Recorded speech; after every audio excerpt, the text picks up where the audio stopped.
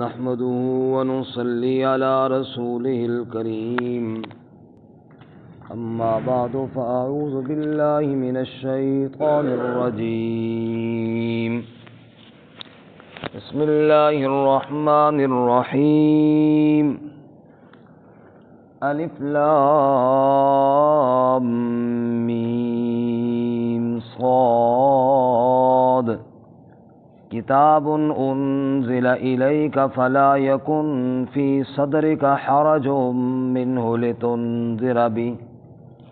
لتنذر به وذكرى للمؤمنين اتبعوا ما أنزل إليكم من ربكم ولا تتبعوا من دونه أولياء قليلا ما تذكرون وكم من قرية أهلكناها فجاءها بأسنا بياتا أو هم قائلون فما كان دعواهم إذ جاءهم بأسنا إلا أن قالوا إنا كنا ظالمين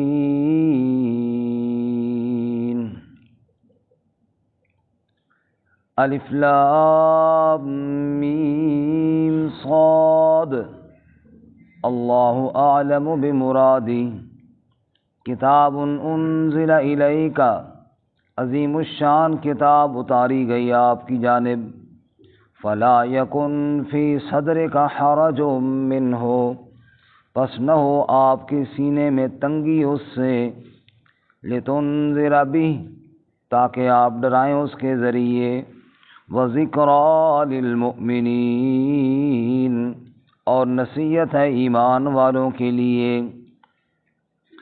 اتبعوا ما انزل الیکم من ربکم اتباع کرو اس کی جو اتارا گیا تمہاری طرف تمہارے رب کی طرف سے ولا تتبعوا من دونہ اولیاء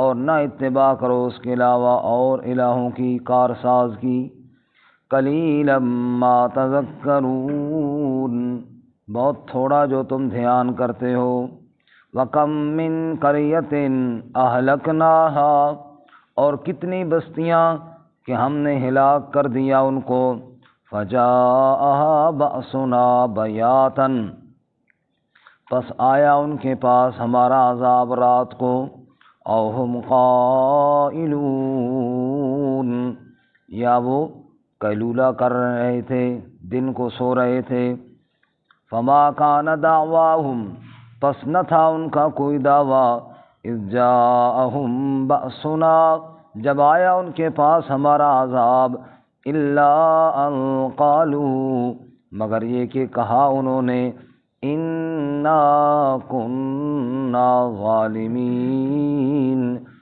بے شک ہم ہی ظلم کرنے والے ہیں سبحان ربک رب العزت عما یصفون وسلام علی المرسلین والحمد للہ رب العالمین اللہم صل علی محمد وعلی آل محمد كما صليت على إبراهيم وعلى آل إبراهيم إنك حميد مجيد اللهم بارك على محمد وعلى آل محمد كما باركت على إبراهيم وعلى آل إبراهيم إنك حميد مجيد معزز سامعین سورۃ الاعراف کی ابتدائی 5 آیات آپ کے سامنے تلاوت کی ہیں۔ اللہ رب العزت ان کے مطابق صحیح بیان کی توفیق عطا فرمائے اور ہمیں قرآن و سنت پر عمل کرنے کی توفیق عطا فرمائے۔ اس سے قبل سورۃ الانعام مکمل ہوئی۔ سورۃ الانعام اور سورۃ الاعراف کا ربط اور جوڑ یہ ہے، سورۃ الانعام میں اللہ کی توحید اور شرک کی تردید پر عقلی دلائل بہت زیادہ بیان ہوئی ہے، اور سورۃ الاعراف میں نقلی دلائل زیادہ بیان ہوں گے۔ نوح علیہ السلام کا واقعہ، ہود علیہ السلام کا واقعہ، صالح علیہ السلام کا واقعہ، لوط علیہ السلام کا واقعہ، شعیب علیہ السلام کا واقعہ، موسیٰ علیہ السلام کا واقعہ تفصیل کے ساتھ بیان ہوں گے۔ اسی طرح سورۃ الانعام میں ہم نے یہ پڑھا تھا کہ مشرکین کے جاہلانہ اعمال اور شرکیہ افعال، مثلا جانوروں پہ سواری حرام وغیرہ وغیرہ، سورۃ الاعراف میں ہم پڑھیں گے مشرکین کے جاہلانہ اعمال میں سے ایک عمل کہ بیت اللہ کا ننگے ہو کر طواف کرنا، نعوذ باللہ من ذالک۔ اس سورہ مبارکہ میں ہم پڑھیں گے کہ اتنے جاہل ہیں کہ بے لباس ہو کر اللہ کے گھر کا طواف کرتے ہیں۔ اسی طرح سورۃ الانعام میں ہم نے یہ پڑھا تھا کہ اللہ تعالیٰ نے فرمایا کہ ان قوموں کے حالات پڑھو جن کے اوپر ہمارا عذاب آیا، جنہوں نے ہماری دعوت اور بات کو ٹھکرایا تو ان کا انجام کیا ہوا، ان کے حالات پڑھو۔ اس سورہ مبارکہ میں ان حالات کا بیان ہے، کیسے وہ قومیں برباد ہوئیں، کیسے وہ قومیں تباہ ہوئیں، اور منکرین کی نشاندہی ہے، جیسے ابلیس اس کا ذکر ہے، قوم نوح کا ذکر ہے، قوم عاد کا ذکر ہے، قوم سمود کا ذکر ہے، اسی طرح لوط علیہ السلام کی قوم کا ذکر ہے، شعیب علیہ السلام کی قوم کا ذکر ہے، اور اسی طرح اس شخص کا ذکر ہے جس کو اللہ نے اپنی آیات دی تھیں اور انہوں نے انکار کیا، پھر اللہ تعالیٰ نے اس کو کتے کی طرح بنایا، فَمَثَلُهُ كَمَثَلِ الْكَلْبِ، اس صورت میں آئے گا، آگے انشاءاللہ ہم پڑھیں گے۔ اسی طرح اصحاب العجل جنہوں نے بچھڑے کو معبود بنایا ان کا تذکرہ ہے، اصحاب السبت جنہوں نے ہفتے میں تجاوز کیا ان کا تذکرہ ہے۔ تو یہ سارے مجرمین کا تذکرہ اس صورت میں آئے گا، تفصیل کے ساتھ اپنے مقام پر ہم پڑھیں گے۔ سورہ مبارکہ میں یا بنی آدم کا خطاب بھی 4 دفعہ آیا ہے، باقی صورتوں کی بنسبت یا بنی آدم، یا بنی آدم، اے آدم کے بیٹو، اے آدم کے بیٹو، اس کی تفصیل اپنے مقام پر کریں گے۔ سورت کا دعویٰ اور مرکزی مضمون کیا ہے جی؟ رسول اللہ صلی اللہ علیہ وسلم کو بتایا گیا کہ آپ اس کلام کی، اس وحی کی تبلیغ کیجئے جو وحی ہم نے آپ کی طرف بھیجی ہے، اور اس کی تبلیغ کرنے میں کوئی تنگی محسوس نہ کریں، اگرچہ تکالیف ہی کیوں نہ آئیں، اگرچہ مشقتیں آئیں، تکالیف آئیں، تنگی محسوس نہ کریں، یہ اس راہ کی اوپر آتی ہیں، جو بھی اس راہ پر چلے گا اس پہ تکلیفیں آئیں گی، اس پہ الزام لگیں گے، اس پر باتیں کسی جائیں گی، لیکن آپ چونکہ میرے دین کے، میری قرآن کے، میری آیات کے مبلغ ہیں، اس لیے ان باتوں کی پرواہ کیے بغیر آپ آگے بڑھتے جائیں اور دعوت دیتے چلے جائیں۔ اسی طرح شیطان کی اتباع نہ کریں، وحی کی اتباع کریں اور شیطان کی اتباع نہ کریں۔ اس پر پہلا واقعہ بھی آ گیا انشاءاللہ دوسرے رکوع میں، آدم علیہ السلام اور ابلیس کا واقعہ، کہ شیطان کا تو مشن ہی یہی ہے کہ وہ تمہیں بھٹکائے، وہ تمہیں اللہ تعالیٰ کی رحمتوں سے نکلوائے اور دور کرے، جیسے ابلیس نے یہ کوشش کی۔ تو سورت کا دعویٰ یہ ہوا کہ اس کلام کی اتباع کیجئے جو اللہ نے آپ پر نازل کی، اور اس کی تبلیغ میں اگر کوئی تکالیف آئیں دل تنگ نہ کیجئے، بلکہ ڈٹ کر اللہ کے دین کی تبلیغ کرتے رہیے، شیطان کی اتباع نہ کریں، اور شرک کی تردید جیسے سورہ انعام میں کی ہے ایسے اب بھی جاری رکھیں۔ اللہ ہمیں عمل کی توفیق عطا فرمائے۔ پہلی آیت مبارکہ ہے حروف مقطعات ہیں جی، الف لام میم صاد، ان کے بارے میں پہلے کئی دفعہ بات ہو چکی، 19 صورتوں کے شروع میں آئے ہیں، ان کی حقیقی تفسیر اور حقیقی معنی اور حقیقی مراد تو اللہ کے علاوہ کوئی نہیں جانتا، اللہ عالم بمرادہ، اللہ ہی ان کی مراد جانتا ہے۔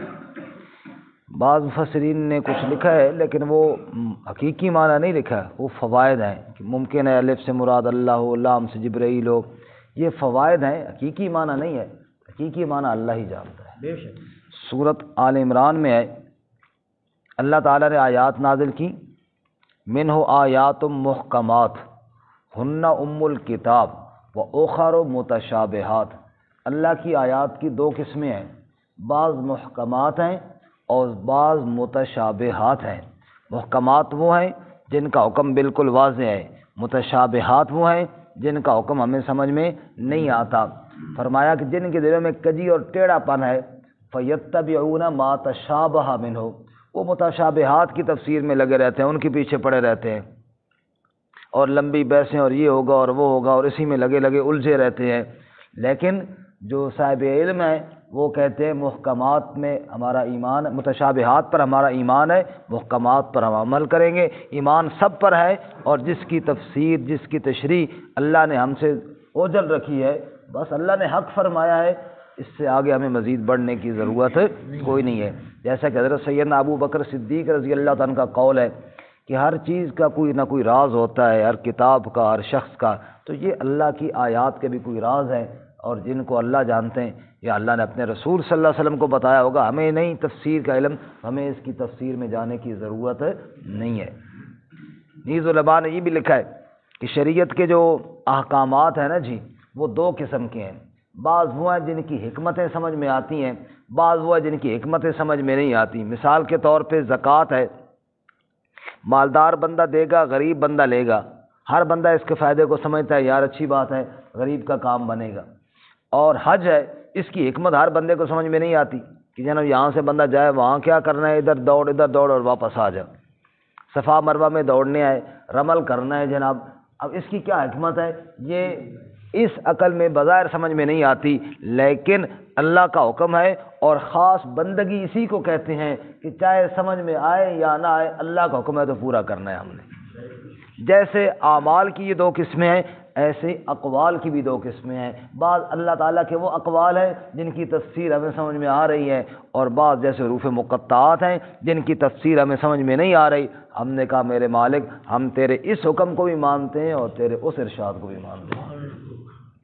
الف لام میم صاد اللہ عالم مرادی، جب یہ کہتے ہیں اللہ اس کی مراد جانتا ہے، یہ بھی ایک بہت بڑی حکمت ہے کہ میں نہیں جانتا، کون جانتا ہے؟ اللہ۔ اپنے علم کے عجز اور اللہ کے علم کی بڑائی، یہ تو اصل قرآن کا موضوع ہے کہ قرآن مخلوق کے علم کی عاجزی اور اللہ کے علم کی بڑائی، یا اللہ ہم نہیں جانتے تو جانتا ہے، تو یہ بھی قرآن کا موضوع ہے، یہ بھی مقصد ہے قرآن پاک کا کہ بڑے بڑے علامے اور بڑے بڑے علم والے، ایک ایک لفظ کے کئی معنی جاننے والے، یہاں آ کر وہ بھی یہ کہتے ہیں کہ ہم نہیں جانتے جی، اللہ ہی جانتا ہے، تو یہ بھی بہت بڑی بات ہے، یہ بھی بہت بڑا مقصد ہے ان حروف کا۔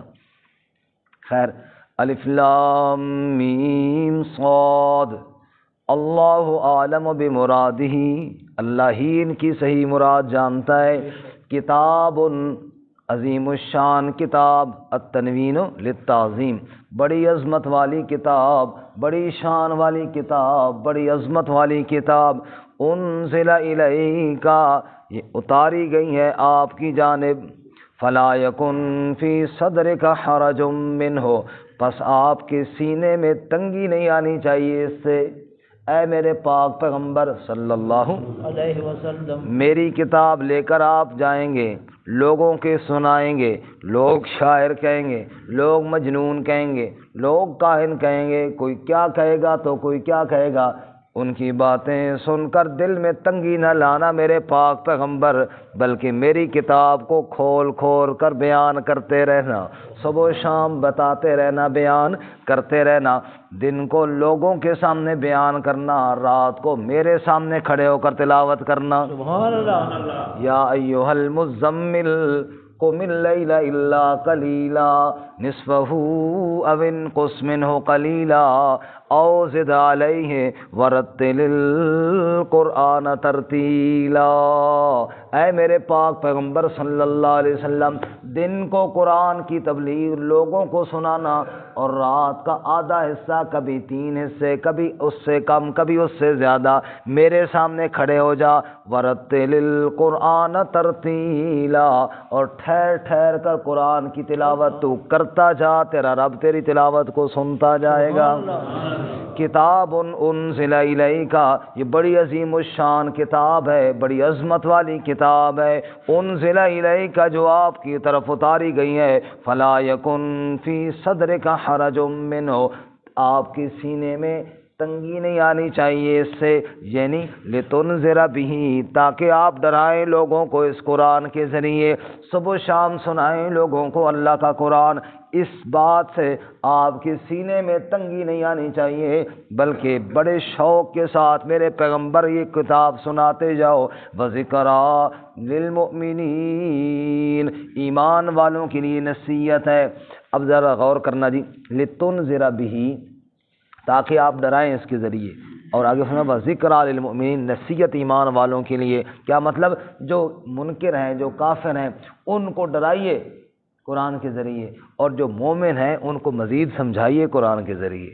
یعنی قرآن دونوں کے لیے مفید ہے، جو منکر ہیں، کافر ہیں، ان کو سنائیے قرآن تاکہ ان کے دل میں ڈر پیدا ہو، اور جو مومن ایمان والے ہیں ان کو بھی سنائیے تاکہ اللہ کی نصیحت سن کر ان کا ایمان اور بڑھ جائے۔ سبحان اللہ۔ جیسا کہ سورۃ الانفال میں فرمایا ایمان والوں کے بارے میں، اذا تلیت علیہم آیاتہ زادتہم ایمانا، میرے ایمان والے بندے وہ ہیں جب ان کے سامنے میری آیتیں پڑھی جائے نا، ان کا ایمان پہلے سے زیادہ ہو جاتا ہے، بڑھ جاتا ہے۔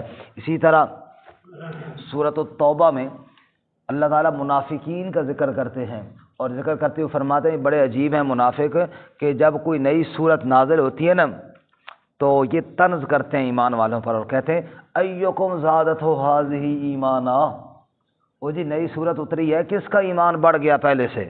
یہ طنز کرتے ہیں منافق، کس کا ایمان بڑھ گیا؟ اللہ فرماتے ہیں میں بتاتا ہوں، فَأَمَّا الَّذِينَ آمَنُوا فَزَادَتْهُمْ ایمانا، جو ایمان والے تھے میری آیت سن کر ان کا ایمان بڑھ گیا۔ وَأَمَّا الَّذِينَ فِي قُلُوبِهِم مَرَضٌ، اور جن کے دل میں منافقت تھی، فَزَادَتْهُمْ رِجْسًا إِلَىٰ رِجْسِهِمْ، ان کی گندگی اور بڑھ گئی۔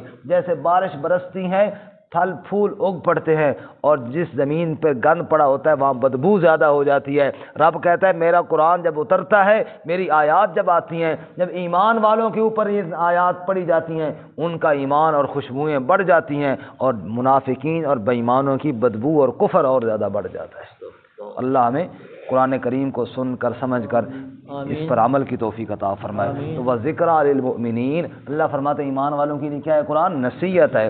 اتبعوا ما انزل الیکم من ربکم، اتباع کرو میرے پاک پیغمبر صلی اللہ علیہ وسلم۔ اب یہ دوسرا دعویٰ ہوگا، پہلا دعویٰ تو یہ تھا تبلیغ کرنا، کھل کر کرنا، سینے میں تنگی نہ لانا، اب اتباع کرنا، عمل کرنا قرآن پاک پر، جس قرآن کی تبلیغ کر رہے ہو اس پر عمل بھی کرنا۔ اتبعوا ما انزل الیکم من ربکم، اتباع کرو اس کلام کی جو اتارا گیا آپ کی جانب آپ کے رب کی طرف سے۔ ولا تتبعوا من دونہ اولیاء، اور اس کے علاوہ کسی اور کارساز کی اتباع نہ کرنا۔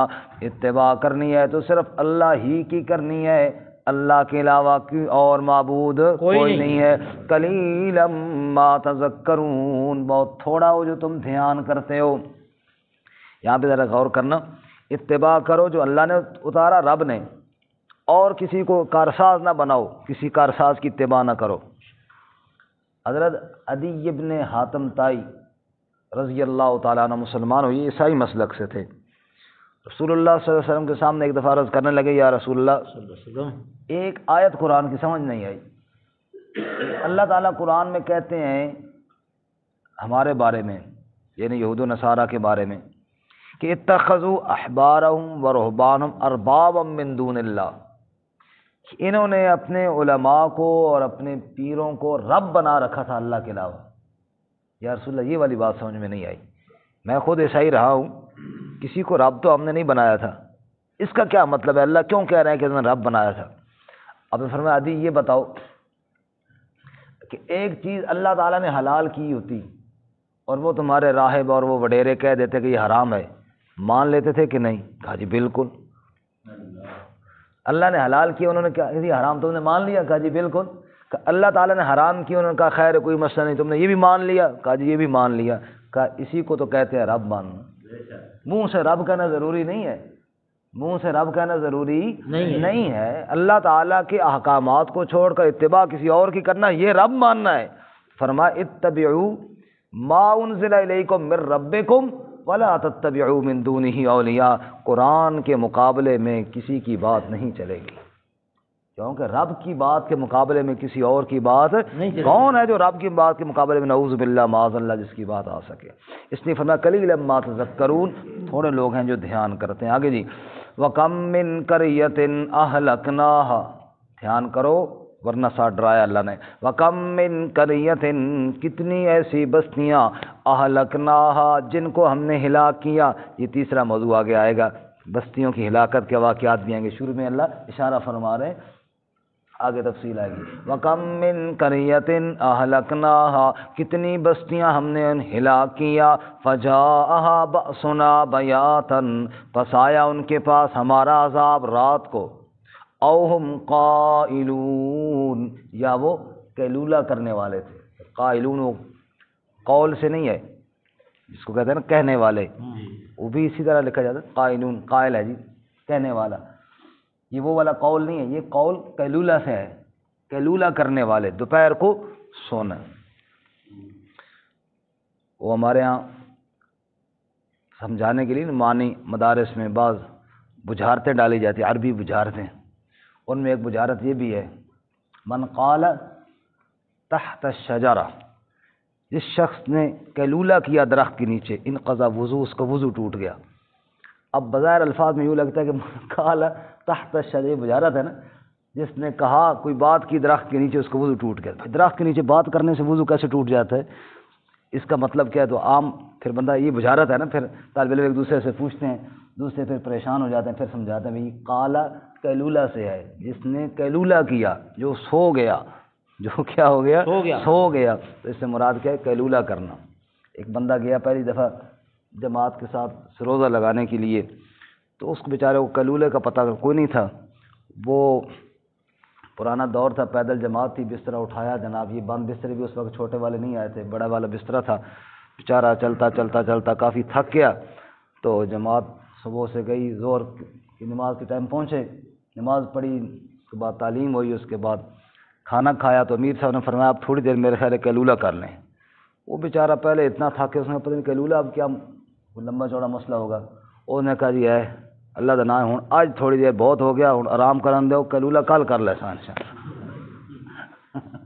آج تھوڑی دیر سا کٹ لین دو، ہوں بہت ہو گئے، وہ صبح تو چلنے ہیں گشتاں تے فلاں تے فلاں، ہوں قیلولہ بھی کوئی رہندا. انہوں نے کہا بھائی قیلولہ آرام ہی کو کہتے ہیں کہ اس طرح دسو نا، پھر آرام کرنا. میں کہ پتہ نہیں کہ اور پاسے لے کے جا رہے ہو. قائلون قیلولہ.